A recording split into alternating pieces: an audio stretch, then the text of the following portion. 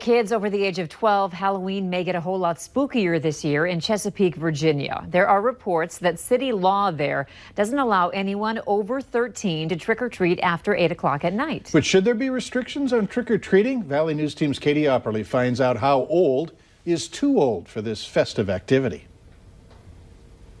My daughter was still loving to trick-or-treat at 13. 13 might not be considered too old for trick-or-treating, but in some parts of the country, collecting candy from door to door when over the age of 12 could mean up to a $100 fine or up to 6 months in jail.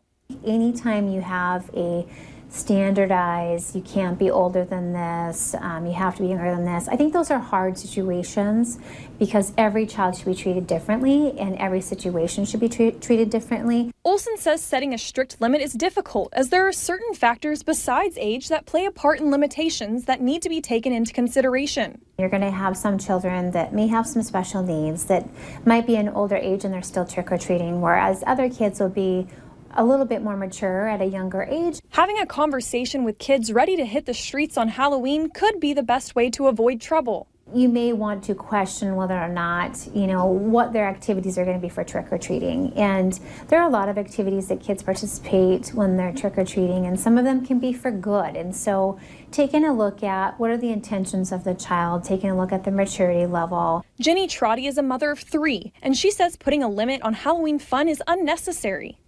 I figure as long as they're polite and in costume, I don't see a problem with it. She says she sees people of all ages out on Halloween, and there's no reason for a law to stop that. Let them trick-or-treat. Let them be kids as long as they can. Katie Opperly, Valley News Live. After doing some digging on laws or regulations for trick-or-treating in North Dakota and Minnesota, only tips and tricks for Halloween safety were found.